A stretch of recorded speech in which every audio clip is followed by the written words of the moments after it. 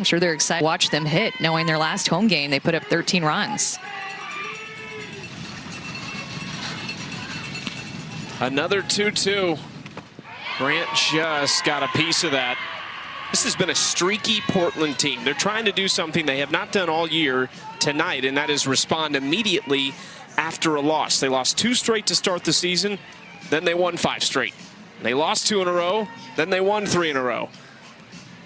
Now here they are trying to make sure this is not another streak, but a quick bounce back in a very important game for 2 teams that are fighting directly with the other one to stay in the top 3 in the standings. Pitch number 7 on the way to Grant. Inside and another foul ball, so we go to pitch number 8. Well, she just doesn't swing and miss a lot. I had pulled this number before the Women's College World Series this year, that in synergy, Grant had seen 230 drop balls. She had only swung and missed 1 time at a drop ball. That was going into the Women's College World Series and what was actually documented in synergy, but she sees down very well. Watch that up very well, and now a 9th pitch on the way. I just wondered, pitch number 8 was the magic number last night for Jada Coleman and the Talons on that game-winning grand slam. 3-2. Grant up the middle. What a professional at bat from Megan Grant. She is so good on pitches down. It's exactly the pitch that she wanted to get early in the count, and it's the pitch that she got with 2 strikes. Laid off the rise ball to be able to get the drop ball down in the zone, fouled off a changeup in that at bat. That truly was a professional at bat by the rookie, and 81 miles an hour off the bat. I'm not sure she knew there was a safety bag at first base. She's just never on that base, so she's probably looking down at the orange side of that thinking, what is this?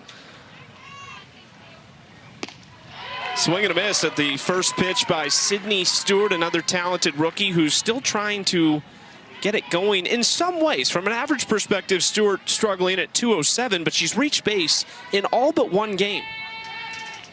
Has walked 7 times, that's 2nd most on the team, and has been hit by a pitch twice. You can see her chasing this drop ball, exactly what Sandercock wants to see out of her hand. Her going down to chase that pitch low and away. Quickly getting ahead 0-2 on these drop balls outside. I'm sure she'll go there again.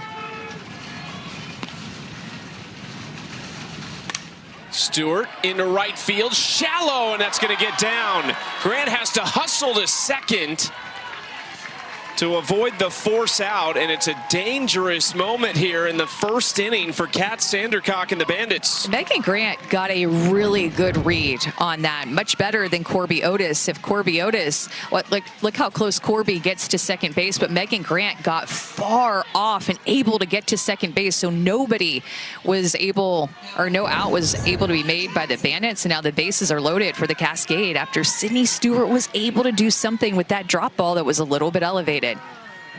And they're loaded for the very dangerous Mia Davidson. Swings at the first pitch, similar spot, that will fall. This time they do get a force out at second base, but they also get the first run of the game. It's an RBI for Mia Davidson. And those are the ones that are just so frustrating as a pitcher. You think you make a good pitch, and then it just falls. 2 CNI singles by Sydney Stewart, and then Mia Davidson in the exact same spot on the field. This time the Bandits are able to get an out, though.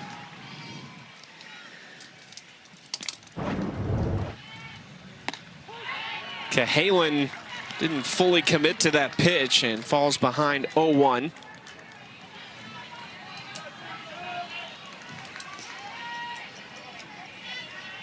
Over the next 10 days, these 2 teams, including tonight, will play 4 times. Look at the AUSL standings. The Cascade are in 2nd place. The Bandits are in 4th, but they are separated by just a game and a half.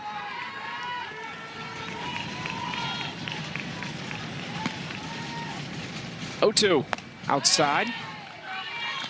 It's good to see Kenley Cahalan swinging it better for this Cascade team. They need her find themselves in second place, and their strength has been their pitching staff, but they'd love to see some more offense from players like Kenley Cahalan and Tori Vidalis on deck. Cascade will continue a run of playing teams that are chasing them right now. Come Saturday and Sunday, they will head to Oklahoma City for a 2-game set against the Spark, who just snapped a 5-game losing streak last night. Here's Cahalan in the 2-2 count. 5-game hit streak. Swings through it. Big out number 2 for Kat Sandercock. It's a well-placed rise ball in the outside corner. It's not too high like it was to Megan Grant, well out of the zone, but it is a low rise ball through the zone that gets Kenley Cahalan to chase that pitch. Next, her drop ball and rise ball well, and that it back to Cahalan with the runner at third base and less than 2 outs. This might end up feeling like a win if the Bandits only allow the 1 run in this inning after the bases were loaded with nobody away. You can see these chases that Sandercock is getting on her drop ball away from these righties, like that first pitch to Tori Vidalis, well out of the zone, but it shows you the movement on that pitch, 10 inches of vertical breakdown. That is a nasty pitch from Sandercock.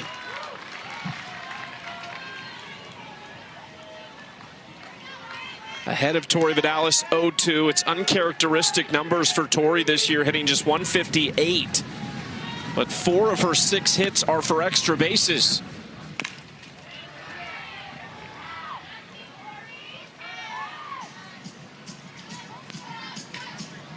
And still has low strikeout numbers. Tori Vidalis is not a hitter that strikes out a lot. Even at her career at Texas A&M, had more home runs than strikeouts in her entire career. For perspective, hit 65 career home runs at Texas A&M. She's hit 1 so far this season. Decent swing, but over to Williams at third, and Kat Sandercock ends up only giving up 1 in the first, but Portland, they are on the board. Best hitter in the league, Sammy Williams, 7 RBIs in game 1, tied an AUSL record. She just went off even after striking out her first at bat, had 3 hits after that, but this Bandits lineup 1 through 9, they're getting production from everybody.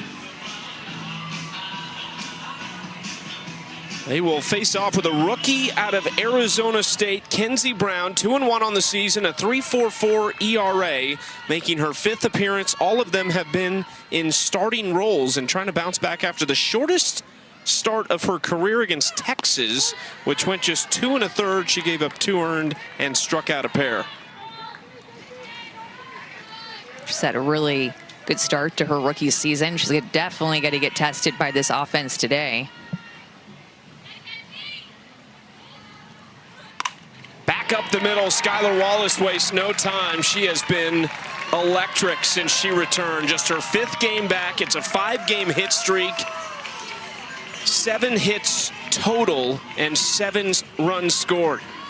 Rise ball is going to be the most used pitch by Kenzie Brown. She likes to stay more up in the zone with her rise. That cutter that she'll throw is like a 2-seam fastball. It also will move up a little bit, but it's her drop ball, changeup, and the off-speed pitch down in the zone that complement what she can do up in the zone. She came in to Arizona State as an up ball pitcher, and in her career there, especially her junior and senior year, developed her stuff down that just ended up making her first team All-American at Arizona State and one of the best pitchers in the country.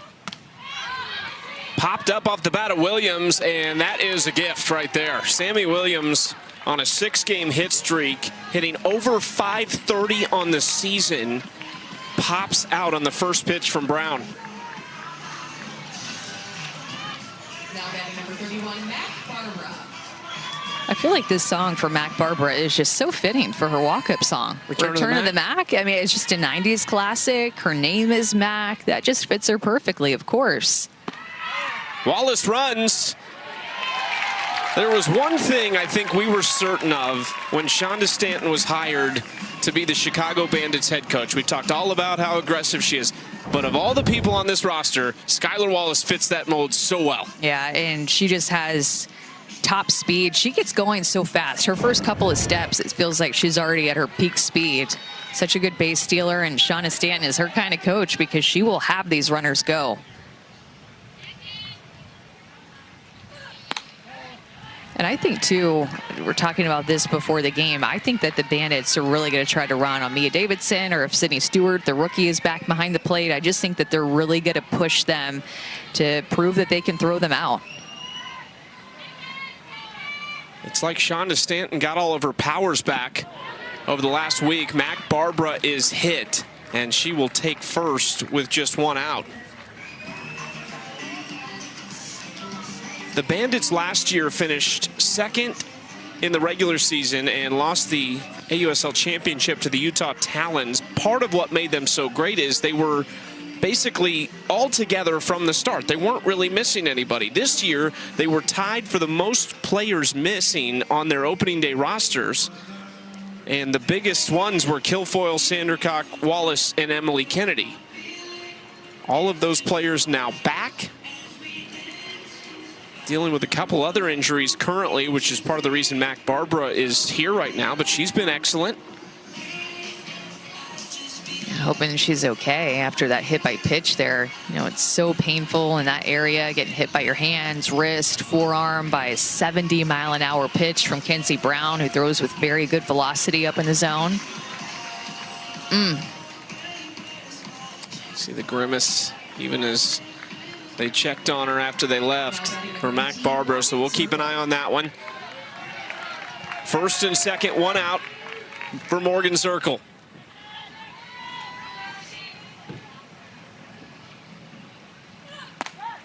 Outside ball one. By Morgan Zirkle's standards, it's been a little bit of a slower start. She's only hitting 277, which a lot of hitters would gladly take, but after the year she had last year when she hit 420 with 9 doubles and 9 home runs, find that power again. Kind of a wild swing here for strike one. It's a changeup. She has a little bit of a smile like, okay, I see that changeup that everybody's talking about now out of the hand of Kenzie Brown. It has been such an effective pitch for her in this league.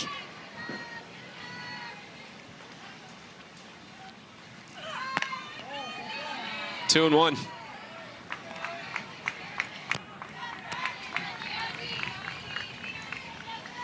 Kenzie Brown, mentality-wise, not that you want to change anything, but this is probably one of the best lineups she's ever faced in her life.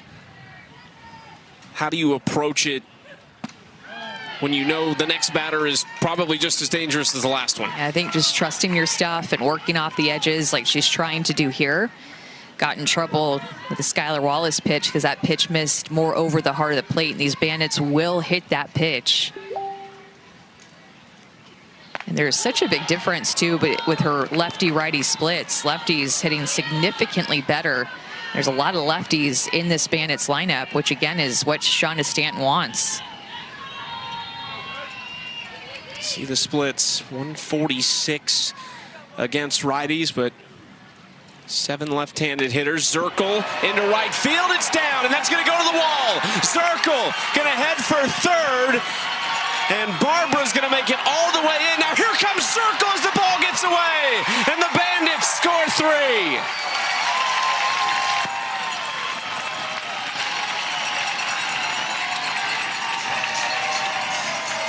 And the hometown crowd loves it.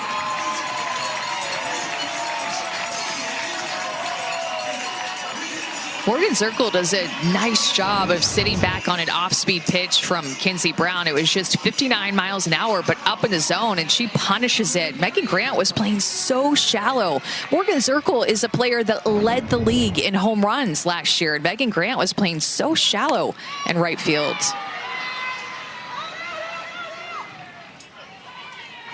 A good hustle by Morgan Zirkle, who has a ton of speed. And again, Shonda Stanton, this Bandits team, they are so athletic, always looking to take extra 60 feet. So she sees that get past Grant, is thinking triple.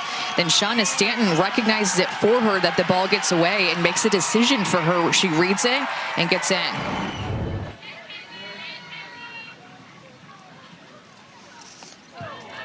That is up and in and hits Jacopo, who will take first. And Anna has Morgan Zirkle in the dugout.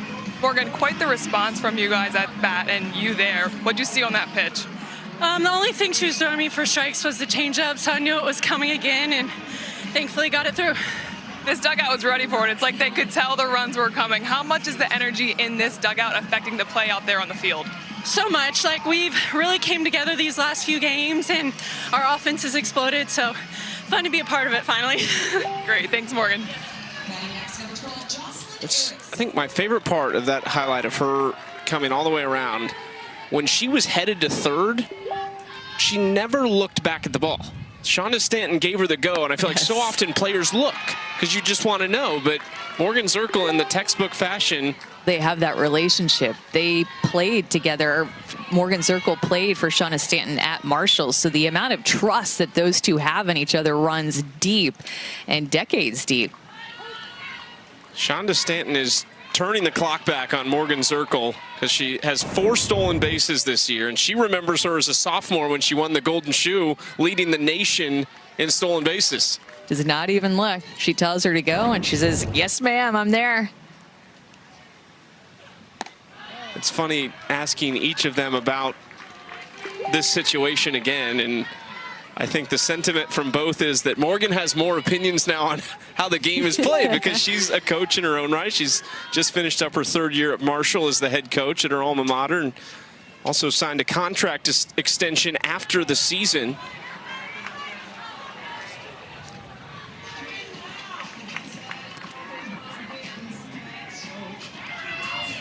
They're giving Mary Jacopo a hard time because she could not commit to going when that ball got away from Mia Davidson behind the plate. That is inside, and Erickson limping a little bit down the first baseline. It's the 3rd hit batter in this first inning for Kenzie Brown. Well, Cascade pitchers, their starters are having trouble going deep into games. I think that this is 3 games in a row where their starter has struggled. In fact, the last time Kenzie Brown pitched was against the Volts. That was on June 27th, and she only lasted 2 1/3 innings. Kelly Maxwell got pulled early in her start against the Volts, and then Sam Landry got hit hard in game 1 of this series a couple of days ago. You feel the pressure as a pitcher when the offense is struggling that I have to come out and probably allow 3 or fewer for us to have an opportunity? Yeah, you can feel that way a little bit, but they were feeling, I mean, this Cascade offense wasn't really producing even 2 weeks ago when this Cascade pitching staff was mowing down hitters left and right. But there's just been a little bit of a shift with their starting pitchers for some reason. And maybe, hitting is contagious. Maybe tough starts is contagious with the pitching staff. Quick visit with Kenzie Brown, who's hit 3 batters in the inning. She'd only hit 1 entering this game in 20 1/3 innings pitched. She has a strikeout ratio of more than 1 per inning. She could use some of that right here. First and second again, just the 1 out. It really is her free passes that I feel like have hurt her too, because coming into this game, opponents only hitting 200 against Kenzie Brown. She'd only had 1 hit by pitch coming into this game, and she has 2 in this inning.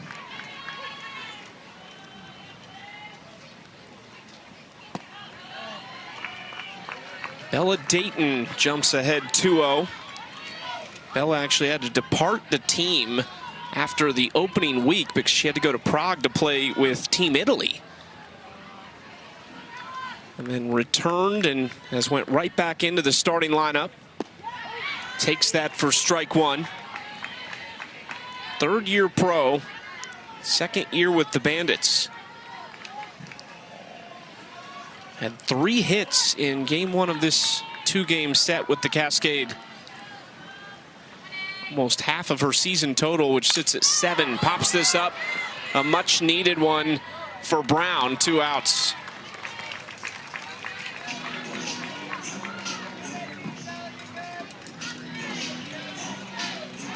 The thing that is tough for this Cascade team is that these runs that they give up, their offense has struggled to score runs. Like, they have the worst batting average in the league. They're scoring the fewest runs per game in the league. So every time that they give up runs, it feels like a mountain to climb with how they've been hitting. Now, at any time, that has a chance to change, and they could turn into maybe the best offense in the league like the Bandits have done the past 3 games. But their offense has just yet to really get going to support their pitchers. It's been one of our conversations off air so often is the lineup looks good. On paper, this is a lineup that should be able to produce some big numbers. Cahalan, Vidalis, Stewart, Otis, Megan Grant, Mia Davidson.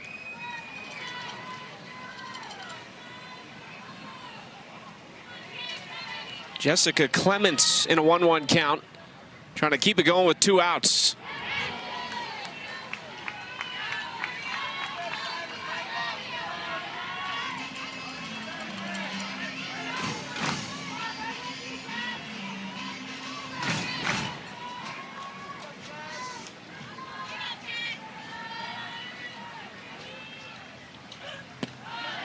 Two and two. I think one of the most incredible things about the way this year has shaken out is that the Talons are already to that point where you're talking about a magic number for them clinching a spot in the playoffs, and that number is 7 for them. So whether that comes in the form of wins for them or losses for others, they are closing in on one of those top 3 spots, and very likely looks like they will be the top team, barring someone stepping up and doing what no one really has done and beating them consistently, taking 2 or 3 from them. Yeah, they've just been so solid and tough to beat. They've not relinquished a lead, I don't think, at this point this year. Their pitching and defense has been so strong. They've had clutch hitting.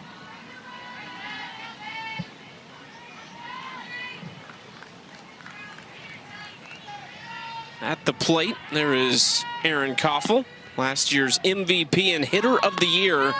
That is outside assists.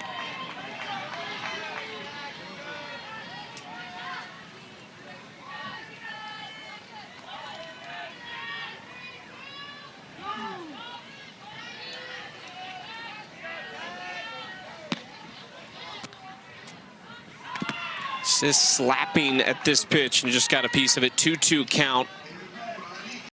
Quick break from the action, guys. And to those of you who've already subscribed or clicked to like and follow us, we certainly thank you. And you probably already received your free gift, and you can skip ahead. But for those of you who have not yet clicked that subscribe or follow button, we would like to ask you to do that for us because it really helps the channel.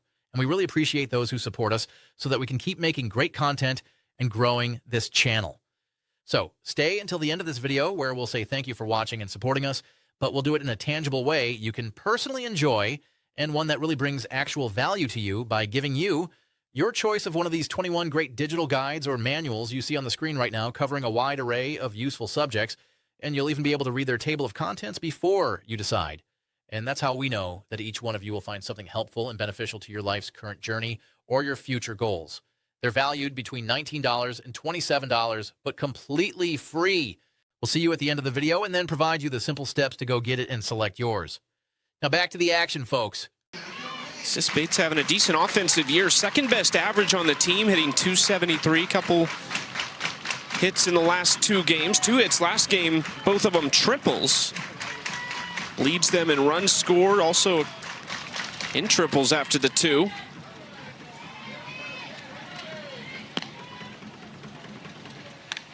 Another foul ball. Yeah, this is the second inning, I feel like, is where Cascade scored a lot of runs. It was when they answered back in the second inning as well in game 1.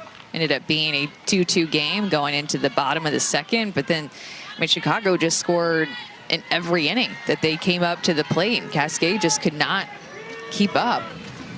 But Cascade responded in that top of the second inning 2 days ago. Outside, and another quality at bat. That is the one thing. These first 2 frames, we saw Megan Grant with one. Sis Bates now putting together a quality at bat.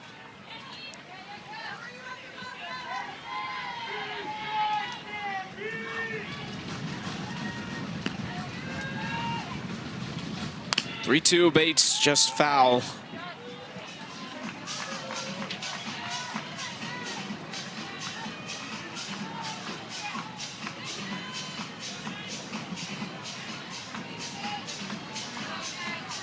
What do you feel like has been the missing ingredient for this Cascade offense? They've had their moments, but consistency has been a problem. That just seems like they've scored runs in spurts. Bates pops it up, shallow center field. Agbayani goes back to make the catch. And there is 1 out. Let's go down to Anna Camden. Well, Skylar Wallace has been a huge part of this Bandits team recent success, and even though she's only been back on the Bandits roster, returning from Japan for a couple of weeks, she and rookie Jocelyn Erickson already have a really impactful bond, and that's because they played together at Florida. And not only that, they both won SEC Player of the Year, Skylar in 2023, Jocelyn in 2024, and Skylar said that she's been someone that Jocelyn can lean on. She said she knows the way her brain works, knows how to talk her through everything, and the hardships that inevitably come with the game. And both the rookie and the vet seem to be hitting their stride here with the Bandits. That's a good point, because since Skylar Wallace came back, Jocelyn Erickson has put together a 3-game hit streak. She's 5 for 9 over that span, which is more than half of her hit total for the season. Only had 4 hits before Skylar Wallace arrived from Japan. Yeah, you can definitely tell that Skylar Wallace had been the missing piece from this Bandits team. And Kendra Falby just got out. Corby Otis is up at the plate. Erickson, Wallace all played together at Florida, so a lot of years that they got to know each other, practice together, compete together. A lot of familiarity, the Florida Gators in this game. Florida well represented.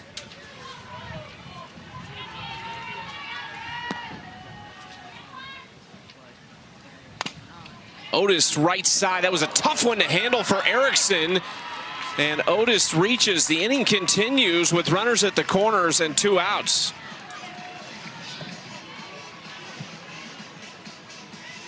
That ball had really weird spin to it, I think, and it's a turf infield, so it takes this big hop, kind of catches Jocelyn Erickson in between. And this really makes sense. They're going to go ahead and intentionally walk Megan Grant. So in the AUSL, you can just go ahead and put her on first base. You don't have to execute the pitches, but a smart move to walk the bases loaded. Now Sydney Stewart has to step up here and make them pay and have the answer to be the one to hit behind Megan Grant.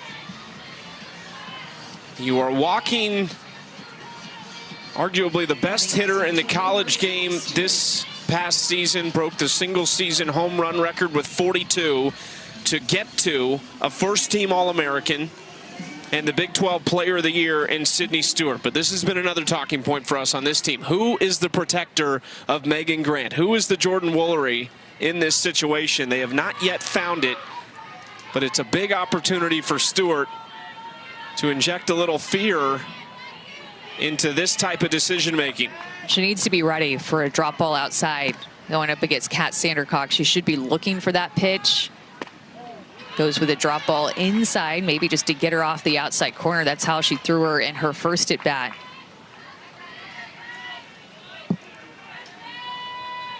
Sydney Stewart has just been waiting for her big rookie moment. She has been robbed twice, once of a home run by Jada Coleman, another of extra bases by Maya Brady. And jumps ahead 2-0. It's a great take to not be so paranoid and worried about that pitch that she saw in her first at bat and end up chasing it, but still to make Sandercock bring that drop ball up in the zone.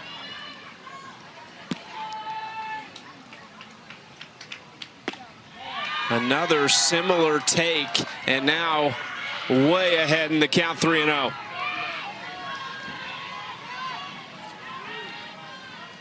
Big 12 Player of the Year and the batting champion as a senior at Arizona. Back-to-back All-American nods. Hit 36 home runs in the last 2 seasons there. Takes strike 1. It's a good pitch to hit, but on a 3-0 count, you're going to go ahead and just full out take that one, but that was right down the heart of the plate. It's early, but this could be a defining moment in this game tonight. Stewart takes strike 2.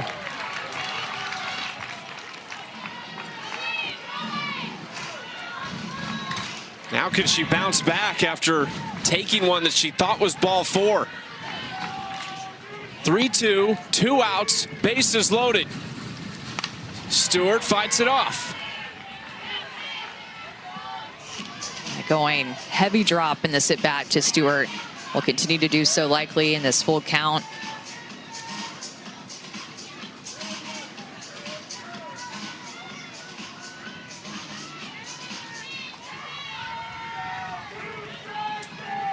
Another 3-2.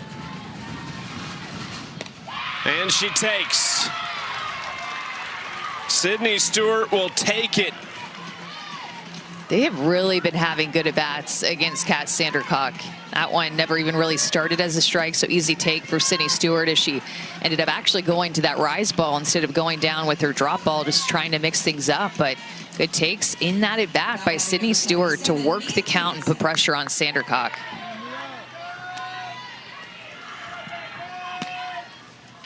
Mia Davidson having some big opportunities in her first 2 at-bats of the night for the order.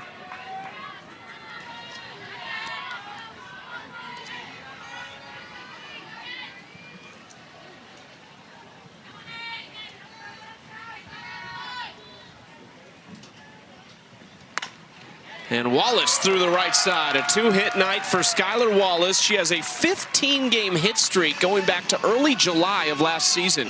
Well, Sammy Williams, the day that she had the other day at the plate against the Cascade, was 7 RBI worthy. And it was in her first at-bat against Sam Landry that she struck out on a drop ball. And then after that, she just was able to attack the outside part of the plate.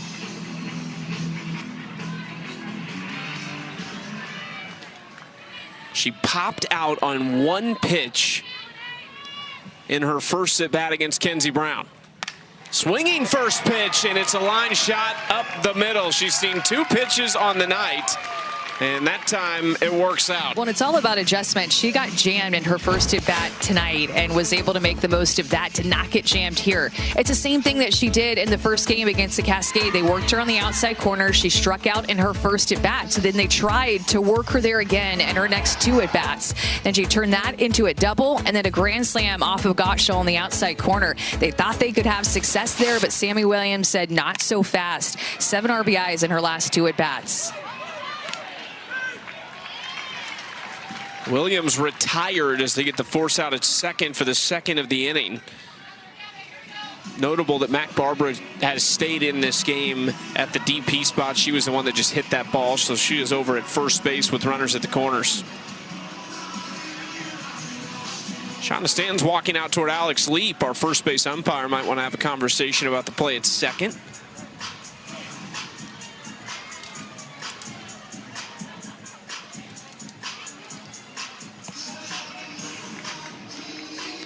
See what Alex has to say.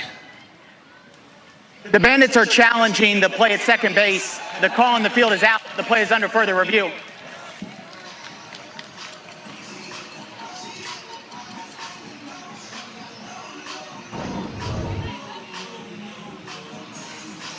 See if Cahalan keeps her foot on the bag, and she might have been off. Tries to drag her toe on the backside of the bag. I don't know, it seems like right there she could potentially be on the bag. This is going to be a very tough one for this review process. Oh. I think this was a combination of Sammy Williams confirming what Shonda Stanton thought she might have seen after at that review. Play. The call on the field has changed. The runner is safe. This is Chicago's first challenge with 1 remaining. Well, these are the types of mistakes against the Bandits offense you just can't make when they are hitting the ball like this. Every out that you can possibly take, you have to get. And it's what got the Cascade into trouble when they gave up 13 runs 2 nights ago, is that they were playing a little bit on their heels. They gave up some hits and some runs that they shouldn't have, and then they just could not dig themselves out of the hole that they found themselves in, down by so many runs. And especially with where Chicago is at in their order in the middle, with Morgan Zirkle coming up, who had the most home runs in the league last season. Morgan Zirkle, 9 of them a year ago, just 1 this season. She was one of their 5 protects in the expansion draft in the offseason, with the Spark and the Cascade joining. She's on a 3-game hit streak. There's actually already made it 4 tonight with that triple earlier that she ended up scoring on because of an error. Taryn Kern will run over at first base. And it's Zirkle against Brown.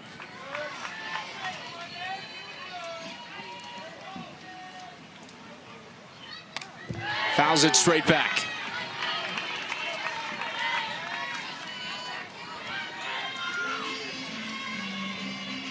Morgan Zirkle set a career high in home runs with 9, led the league. Then she went back to Marshall. They set a program record with home runs this year. They had the Conference Player of the Year, Sydney Burko. Zirkle gets a contract extension after leading them back to the postseason for the first time since she was a senior, playing for Shonda Stanton back in 2017 as an All-American. And then who is waiting for her in the pro game but her former head coach at Marshall, Shonda Stanton.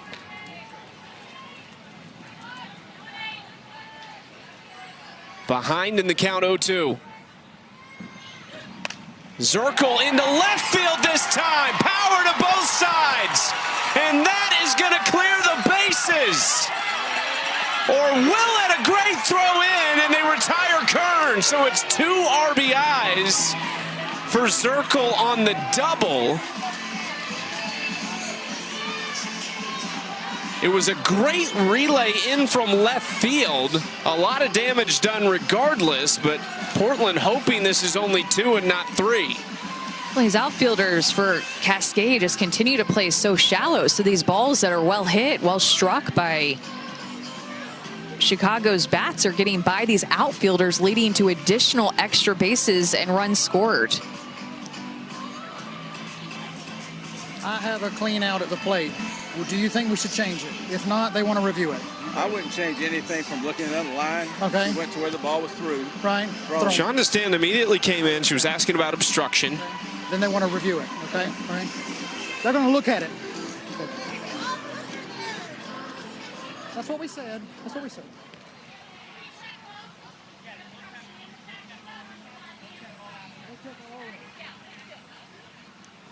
Chicago is challenging the play at home plate. The call in the field is out with no obstruction. That play is under further review. You know, it's a tricky play with where the ball is coming in from and the angle of the throw from Kinley Cahalan because she's right down the line. So the throw is going to take Mia Davidson into the base path with where that throw is coming from. But what I think that Mia Davidson does a good job of doing is almost straddling the plate to leave access to home plate before she has possession of the ball. I don't think that this is obstruction. I think Mia Davidson did as well as you possibly could do to avoid it. After review, the call at home plate is confirmed.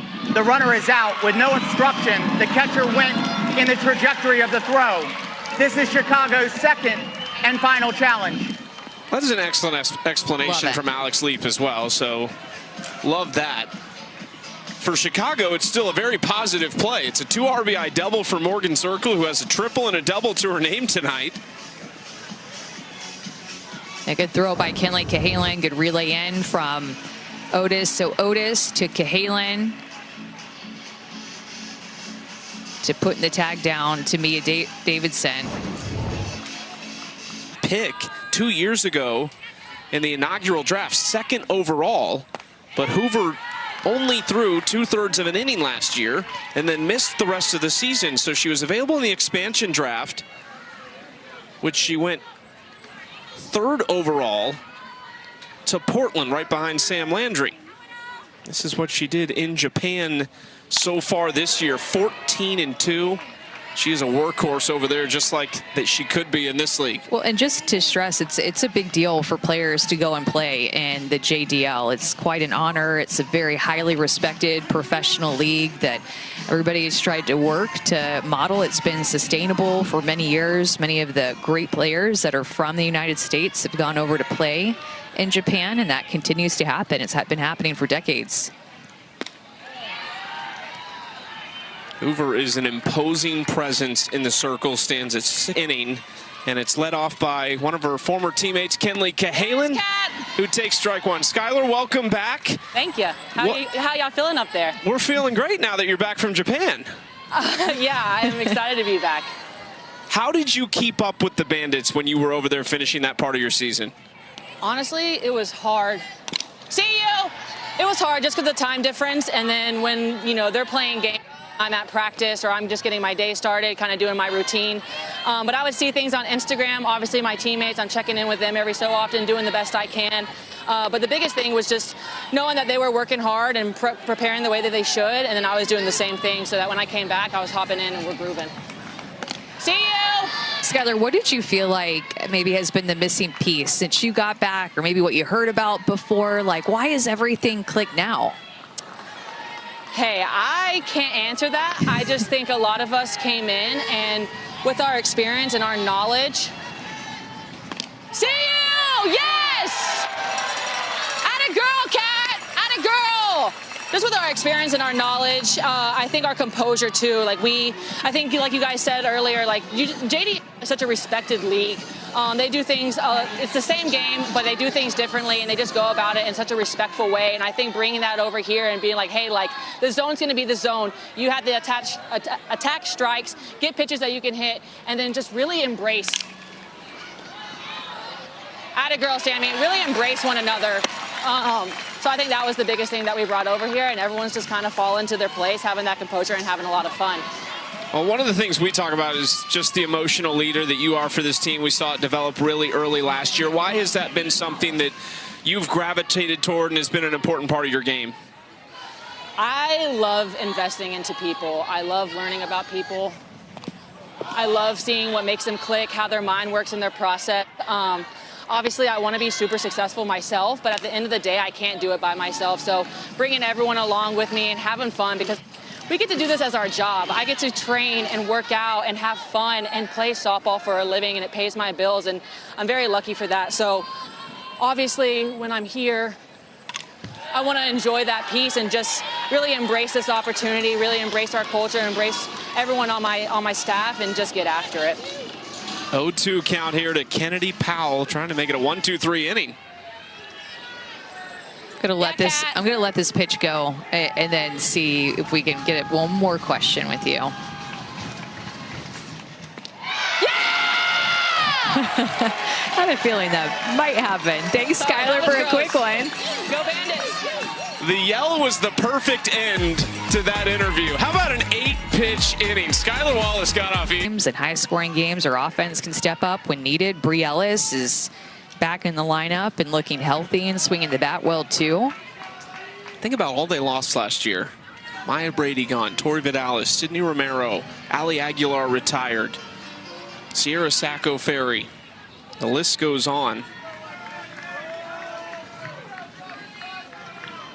They had a great allocation draft, great rookie draft. And they're right back at it at the top of the league as Carly Hoover gets set for her first full inning of work. Will face Jocelyn Erickson, Bella Dayton, and Jessica Clements.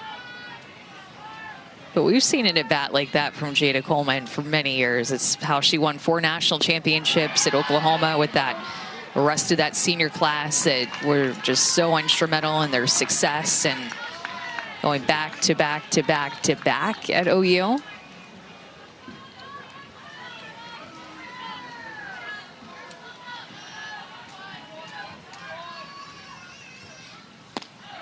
Erickson takes ball 4. Sunday, an AUSL doubleheader. First up, the Volts face the Bandits at 1 Eastern on ESPN2. Then it's the Cascade taking on the Spark at 9 on ESPN. That is going to wrap up Women's Sports Sunday. Actually, can't wait after the Fever Aces game. Catch those live and stream every inning on the ESPN app.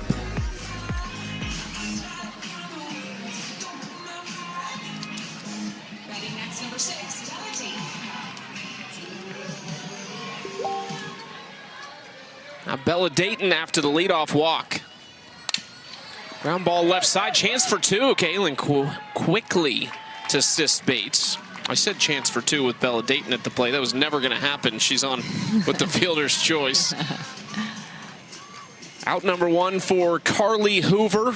It's another one who's really fun to see back in the States, just making her second appearance. She has a big fan base in the crowd tonight. A lot of Hoover shirts and jerseys sitting up there. That one right there is mom, Jolene, who is the former longtime Clemson volleyball head coach, winningest head coach in that program's history, spent 22 years there from 1993 to 2015. Heard a lot about her over the years, from Carly being at LSU to then coming and playing pro. Good to see it put a face to a name, and you always read it about her and Carly's bio at every level that she's been at. Carly was the 3-time South Carolina Gatorade Player of the Year for softball in high school. She was a 3-time All-State volleyball player in high school as well. So mom did rub off on her a little bit in the sense that Carly was probably a pretty wicked outside hitter back in her day. She's so tall. Bunt down the third base line. That is a very nicely placed bunt by Jessica Clements. And this is how the bottom of the Bandits lineup can beat you and find different ways to get on. We saw Bella Dayton in game 1 do this a couple of times, lay down a beautiful drag bunt, use her speed to get down the line, and now Jessica Clements does it. Catches Kennedy Powell a little bit back, and now Ailana Agbayani will step up to the plate, and she's somebody as well that has speed in a short game. So again, a balanced Bandits lineup with this power and speed.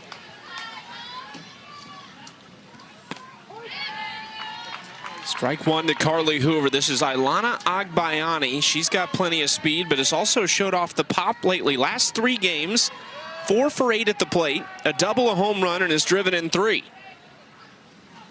0 for 1 tonight. Goes left side. Cahaly comes up. That's a great pick at shortstop. 2 outs. It's a great pick, and you could just tell that she attacked it from the minute that it hit the bat, knowing that it's a must-have out. Bandits just continue to put the ball in play and put pressure against this Cascade defense. Gets the short hop on the backhand. Clement slows up to allow her to make that play. As a base runner, you have to do that. And then kind of an unorthodox toss that she had to make to third base that she made look easy, and it's not. Swing and a miss by Skylar Wallace. Well, these two have likely seen each other plenty in the JDL.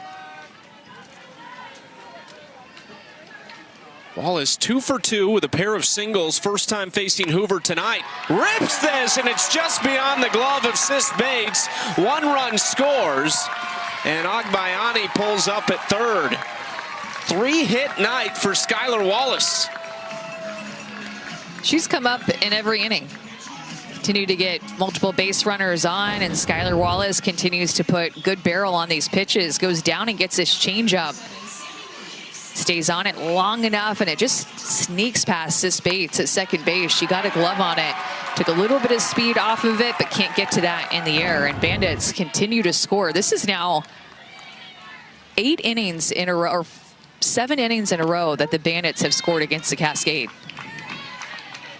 Skylar Wallace has 9 hits in 4.5 games.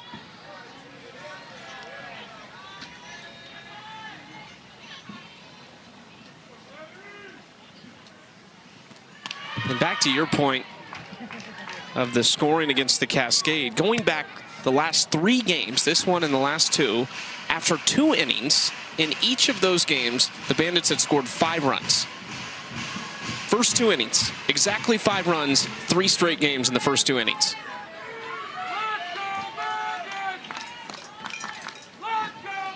And of course, they didn't stop there.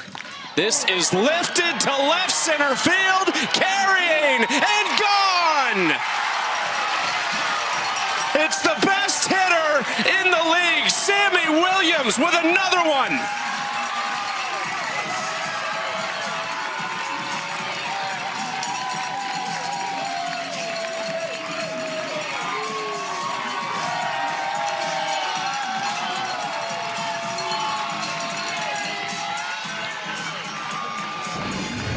Sammy Williams has just been identifying pitches so well. This is right down Broadway for her, and she doesn't miss. That's the thing about her at-bats this year. She is attacking mistakes, finding good pitches to hit in her at-bats, and she is getting on time. 70 miles an hour. Sammy Williams is right on time with that pitch, and she just does it again. A 3-run home run for Sammy Williams. She has 20 home runs in the last 7 games, and she is with Anna. Sammy, you in this offense just cannot be stopped. What is working so well for you and your team? I think for me, I talked about this a little bit yesterday, just like even when I'm down an account, knowing that I can get my barrel to any ball and staying on the offensive mindset. So I think in between, we're talking about the pitcher and what they're throwing and just trying to be in that relaxed mindset. Let me see that team celebration one more time. Thanks, Sammy. Sammy Williams is going to start traveling with that hat. 6th home run of the year. 10 RBIs in 2 games against Portland.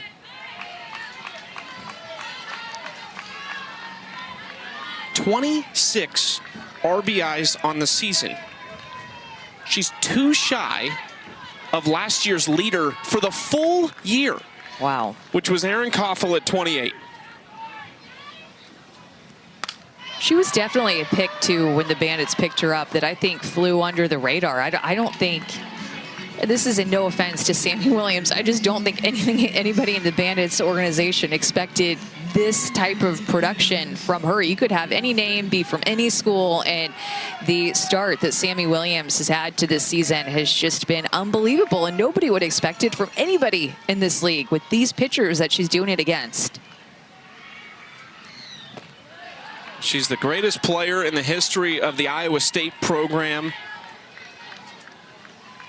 Finished there in 2021 as a first-team All-American. And she was picked in the 4th round of the allocation draft.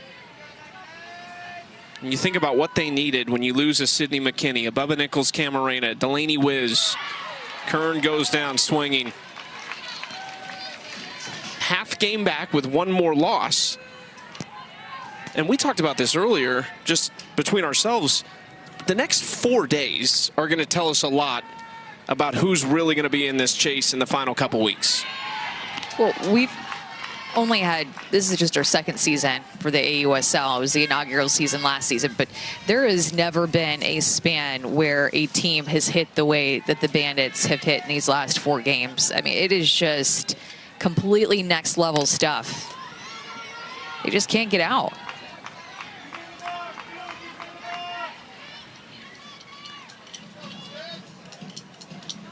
They have scored 44 runs in not even 4 games, 3.5 games. 2 of those were run rules, so take out 4 more innings that they haven't had to play. And they are on pace for another one tonight. Sis Bates grounds it to the right side. Taryn Kern has entered the game at first base. Sunday at noon Eastern, it's Boston Legacy taking on Bay FC in the NWSL, presented by Ally. Watch it live on ESPN, and you can catch it on the ESPN app. Great time to be a soccer fan in the United States, in North America. It's a great time to be a soccer fan. Louisville team was on my flight the other day. 1-pitch ground out for Falby. Did you get any tips? No tips, just thought it was cool. Were you? Did you play any soccer growing up? No soccer for me, not one bit.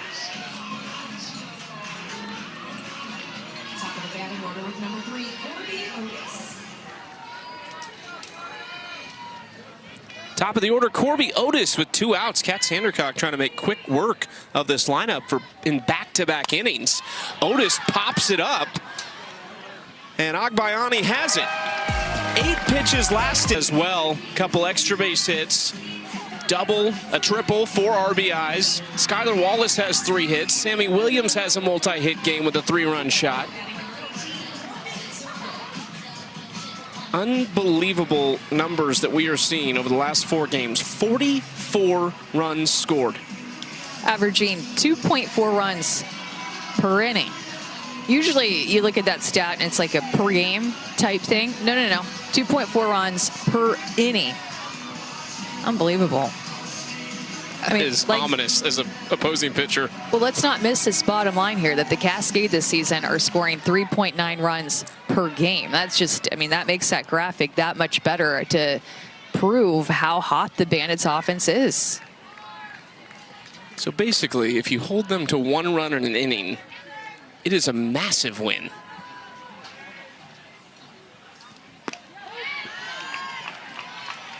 Zirkle takes a first pitch strike. Chicago is 4th in the standings. Based on what you have seen, though, over the last 3.5 games, behind Utah, is this the most dangerous team in the league right now? Has to be. Getting Lexi Kilfoyle back, the way that she has dominated, the way that Kat Sandercock has looked as well. This team is putting everything together, and you could tell that they're just feeling really confident. I mean, this offense is just something we've never seen. This organization has had tons of success over the years, of course, brought back by the AUSL after the NPF days. And so what they had was an existing ballpark and an existing fan base who even last year, when games were played in Rosemont, if the Bandits were a part of it, they were not donning Chicago across their chest or any branding for the city, but all the fans knew this team would end up right back here in Rosemont. And so in a way, Chicago had their home field advantage even last year.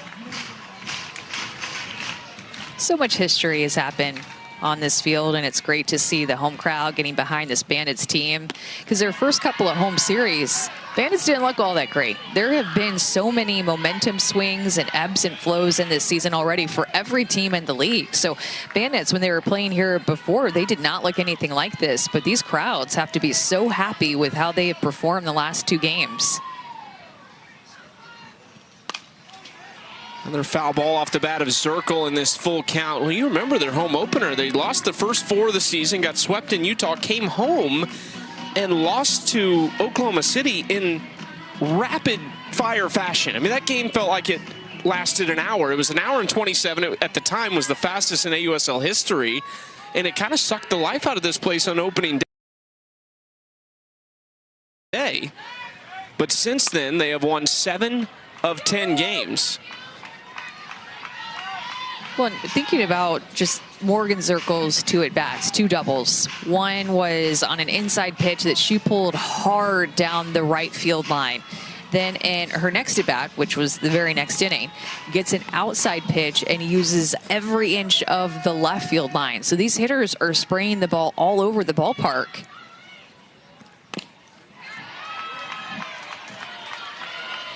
And then that, which is making it extremely difficult for a pitcher, even on a good pitch, to retire them easily. And I mean, quite frankly, I feel like they should be up by more than 7 runs. I don't know. This game just seems to have been dominated at this point by the Bandits offense, and I'm actually surprised that they're only up by 7. Slow roller right side, Vidalis, not a chance. 3rd hit of the game for Morgan Zirkle.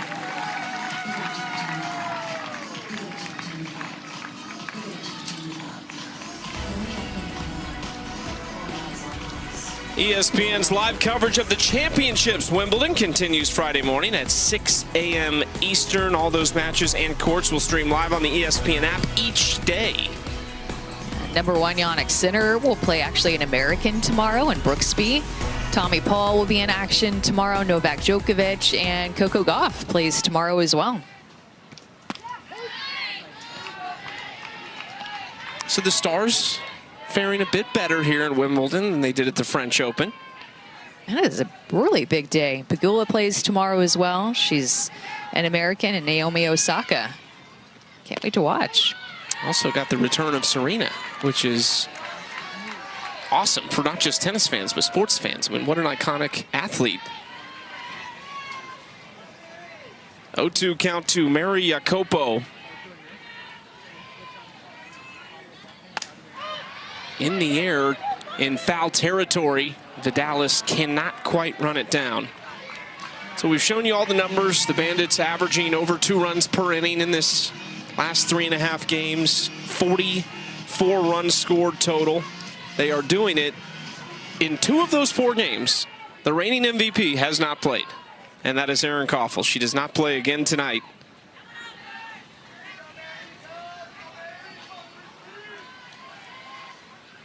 She is stressed out, which seems like a good sign. We saw her against the Spark this past weekend where she was not in her uniform. That's what she did last year. This year hitting .375, 5 doubles, a home run. She's walked 14 times this year. So the MVP, everybody knows when she's in the building, because you're not pitching to her much.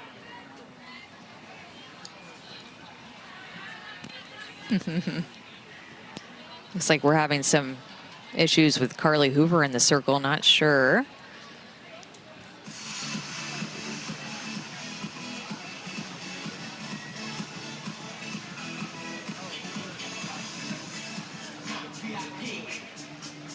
Well, it was 94 at first pitch.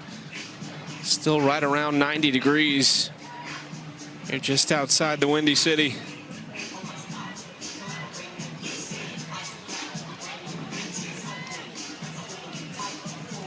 Yeah, she has a good relationship with Mia Davidson back behind the plate. Portland goes to Oklahoma City for the 4th of July matchup, and then game 2 of that will be Sunday night on Women's Sports Sunday after the Fever and Aces on ESPN. Strikeout number 3 for Hoover.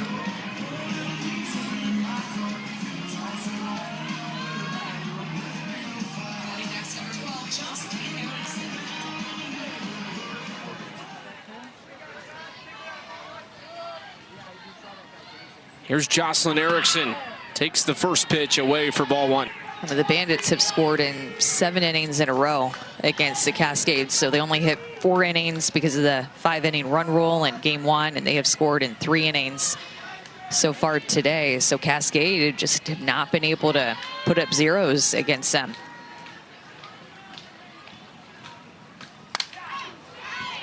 Have scored at least 1 run in 15 of the last 20 innings.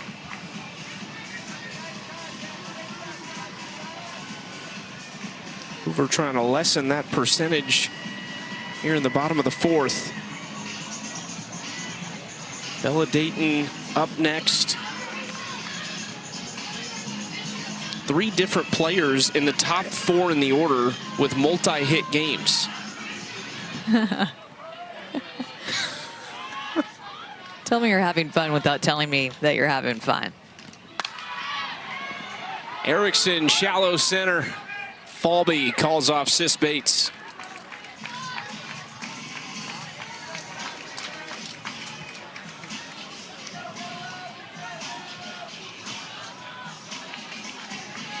Analysis overall of Portland right now and kind of where they are. They're in a good spot in the standings as far as they're right in the thick of it and kind of a 4-team hunt. Yeah. But based on what you've seen these last couple games. I don't love the runners that they're leaving on base. And it's just been tough for their starting pitchers. I mean, that's what sticks out the most to me. That is what had made them so successful early on, was that their starting pitchers had gone deep into games. But these last 3 or so outings, their pitchers have come out either in the 2nd inning or after the 2nd inning. Sam Landry had a tough start in game 1 of this series. Kelly Maxwell lasted 2 innings in her start against the Volts.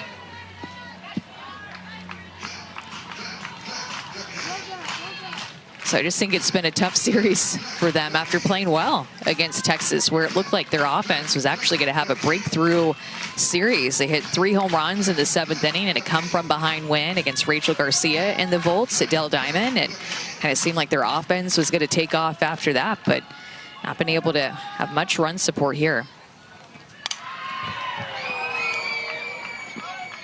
Still time left. But when they play the Spark this weekend, it's just 2 games between them and Oklahoma City. That'll start Saturday. It feels like there's going to be a little desperation for maybe both of those teams. Portland desperate to just figure some things out. And Oklahoma City knows that they have to beat them to try and run them down in the standings. I think just figuring out your starting pitchers maybe, or mixing things up. Peyton Gottschall out of the bullpen has been really good. Carly Hoover has been really good. She's given up some runs here, but her first outing was basically lights out. So just trying to see who are going to be our game 1, game 2 starters, who's going to be continued to be best in relief. But I don't know, maybe mix some things up. Give Carly Hoover a start this weekend against the Spark.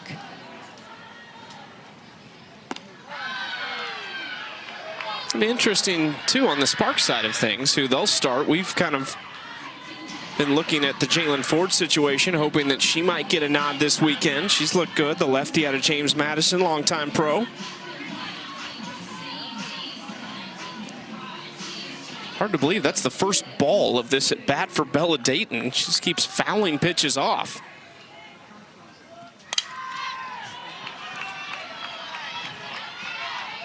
Case in point. 5 foul balls for Bella Dayton off Carly Hoover.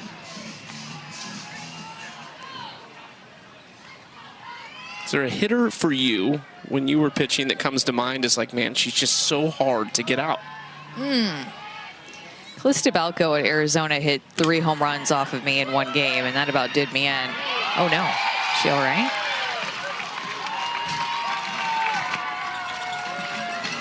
Hoover hobbling a little bit after trying to make that play.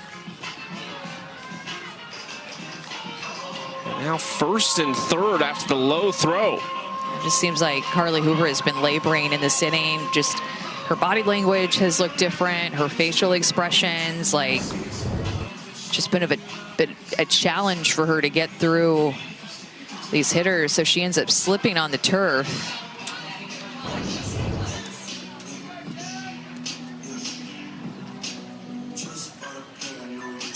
It will go down as a single for Bella Dayton.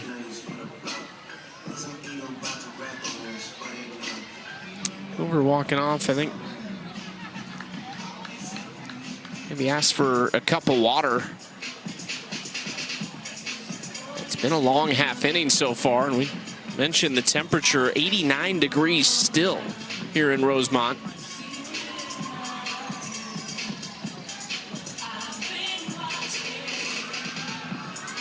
It's not the winning run yet, but it would be a potential run roll situation if they can get Zirkle in from third base. Feels like forever ago that Morgan Zirkle had an infield single in this inning. Kelly Maxwell out in the bullpen. Portland would like for this, at least for Hoover to get through this batter and get out of the inning. It's Jessica Clements outside, ball 1. Yeah, you can just tell it's hot out there. Looking at even the base runners who've been, like Morgan Zirkle, who's been on the bases for this whole inning, just trying to breathe through it and catch her breath. Clements shows bunt. Dayton again trying to tempt Mia Davidson into a throw, but Davidson, understanding the situation, is not going to take any chances on letting Morgan Zirkle come in. Yeah, Dayton's just playing games over there at first base in this first and third situation, trying to lure a throw.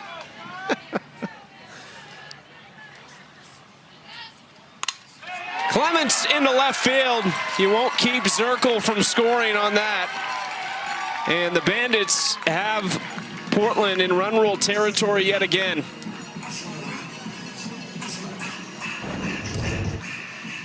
Just off the end of the bat and just finds a hole, pokes it up, pitches about 2 balls off the plate, but Clements able just to poke it out to left field.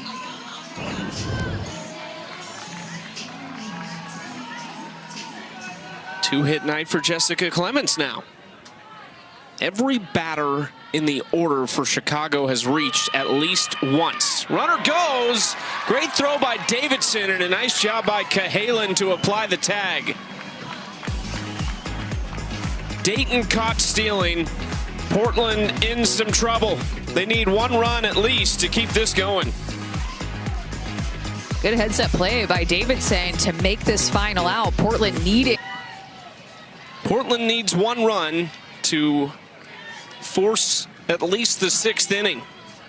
Megan Grant could certainly supply it. Tied for the league lead in home runs and mashes that toward the merchandise tent foul. And everybody goes running after it. There are about 8 little kids that went running after it, and one girl got it, the girl in the red shirt. Yes, she's so happy. Needs to get 43 to sign that. Yes.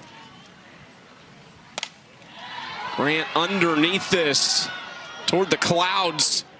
Agbayani is out in right field to make the catch.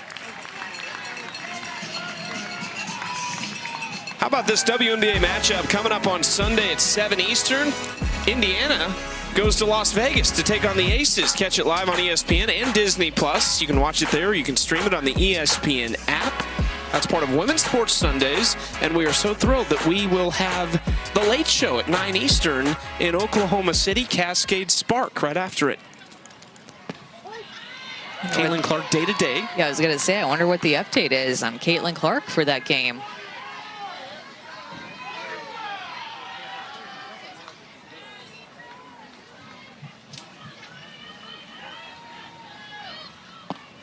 Ooh, nice pitch from Kat Sandercock. We haven't talked about Kat at all tonight, but she's put together a great performance in the circle. And while Portland is frustrated, they've left some runners on base in some appetizing situations. Sandercock has not allowed them to capitalize.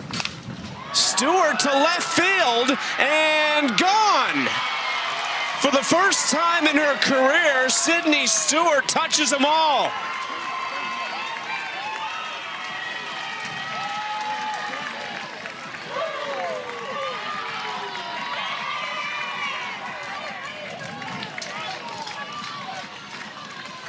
Just sounded different coming off the bat of Sydney Stewart. This time she put it well out of the reach of any outfielders. They could not rob her like in a couple of previous at-bats this season.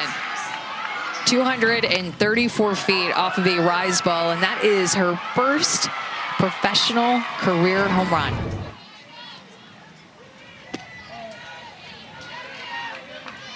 Her season average tonight has risen to 258. She has 2 hits. She also has an RBI walk with the bases loaded. Her on-base percentage is skyrocketed over 400 tonight. But I'm sure, like you said, that one had to feel good for the first time in her career. And Anna is with Sydney in the dugout. You just threw your team a lifeline when they desperately needed it. Take us through that at-bat. I think just knowing the situation and just trying to keep my team in it, chip away one at a time and, pass the bat. That was our mentality for this inning. Yeah. Well, you guys are still in it. Keep working. Thank you. Thank you. Popped up by Davidson. 2 outs. Nice bounce back by Sandercock. Yeah, she had retired 8 in a row before that. Talked about how she had been cruising and doing her thing. Couple of 3 up, 3 down innings and a quick out to Megan Grant, of all people, to start this inning. And then Sydney Stewart answers with that home run to give this Cascade team a little life.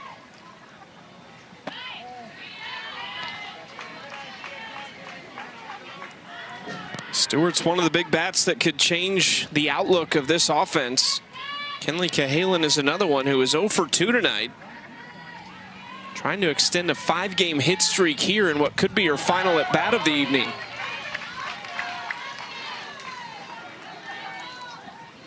I misspoke earlier. She did not play with Skylar Wallace at Florida. They missed each other by a year there. They also missed each other by a year at Alabama.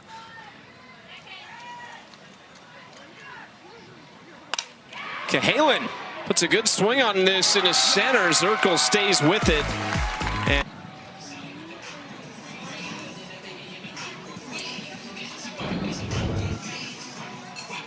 let's see.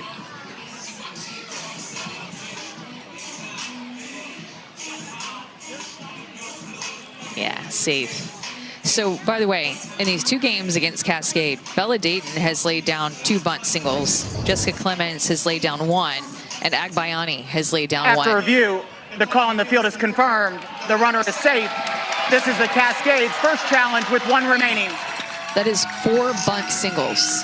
As if it didn't hurt enough, these extra base hits and what they do with runners in scoring position. The bottom of the lineup has been using their speed and athleticism in a way that's been getting on base too. It's just all coming together for this team right now. They are facing a new pitcher, the lefty Kelly Maxwell. This is hit through the left side. Skylar Wallace has 4 hits tonight. Out of second, and Chicago.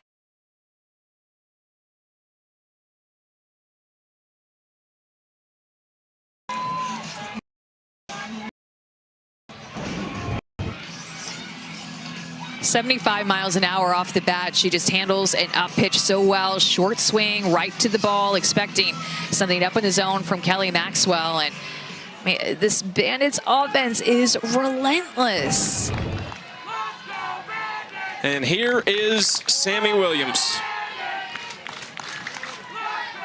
10 RBIs in 2 games against Portland.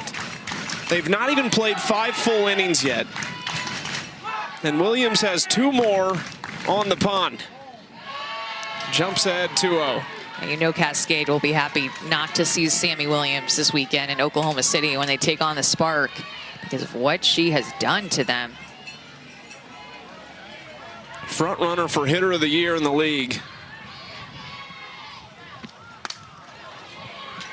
Into foul territory.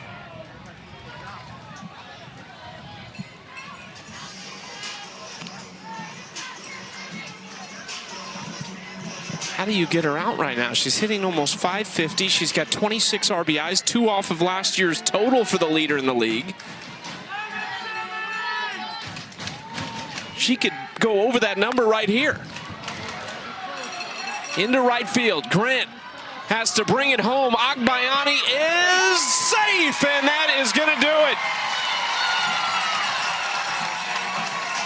it. It was a good throw from Grant, but Agbayani is in there. Of course, we will have a challenge. Portland has one more, so there's no reason they wouldn't try this.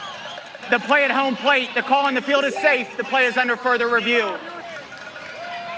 But it looked live like she was in safely.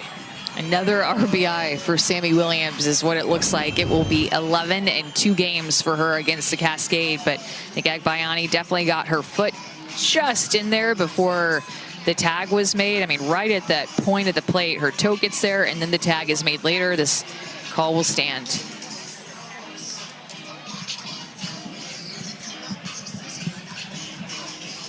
The relentless, scrappy Chicago Bandits lineup just really taking on the identity of their coach, Shonda Stanton. And it's what you talked about, the bunts at the bottom. They're just finding ways, and then it's the approach at the top that clearly is working for all those big hitters. They're going to look to see if she left early at third base, which I think she actually left a little bit late when I watched it live. Yep.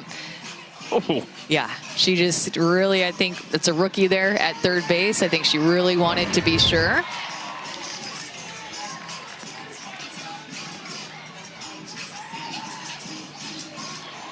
After review, the runner left on time at third base and is safe at home. That concludes the game. That is 4 consecutive wins for. All right, guys, thank you so much again for watching and supporting the channel. For those subscribers who have already seen and made the move to receive your free gift for liking and subscribing to support our channel, feel free to click to skip and begin watching the next great video. And so to get the free gift that we mentioned it to you, which is your selection of one of these 21 fantastic digital guides or manuals shown on the screen. And I have personally reviewed several of them just to get an idea of whether they are quality or just fluff. And I tell you guys, they really have gone the distance and made each of them relevant, useful, valuable information on all these different subjects, and some of them are nearly 35 pages long and packed with truths, proven, tested techniques, and advice. And you will see for yourself that $19 to $27 really is a fair value range for the one you will select for free. And so we need you to simply follow these simple steps. Click the like button on this video. If you haven't already done so, make sure the subscribe or follow button is clicked now, or some of you clicked it earlier, that's fine. And then in the comments section, simply type the word GIFT, 4 letters, G-I-F-T, and once you've done that, you can click the link in the bio or description, or you can type the link and go to gift.3z3.me. Oh, that's G-I-F-T dot, the number 3, the letter Z, and the number 3.me. That's gift.3z3.me. And this free gift is being provided today by the sponsor of this video, AIContentCreator.app, and click on the link, you'll be taken to the site, and there will be a blue button that is highlighted there for you. And the way it works is very simple. They support our channel and provide for you this free gift when you like, subscribe, or follow, and type GIFT in the comments, which helps our channel with the algorithms. And then their hope is that you will see something you like, or you will fall in love with any of their products and services that you see there. And and also because they're having a super 80% off promotion right now. Again, no purchase required and no hoops to jump through. Their AI bot will simply verify that you actually did perform the like, the subscribe or follow to our channel, and that you type the word gift in the comments. And if you like anything you see there, they will in turn provide a small commission to us to help support our channel. Thank you again, and we look forward to seeing you at another video on our channel. And always remember, whether it's a basketball game that's tight until the end, a great tennis match comeback, an overtime win, or exciting ending in football, a boxing match against all odds, a track runner who fell but never gave up to get the win, an amazing goal kick in soccer, just know and rest assured that we keep a sharp eye focused on finding for you only the sports highlights that are competitions, games, or battles among the best of the day, week, or beyond. So, if you find it on our channel, you know it's HWW approved, because you can be sure that it's a highlight worth watching. See you next time, and God bless.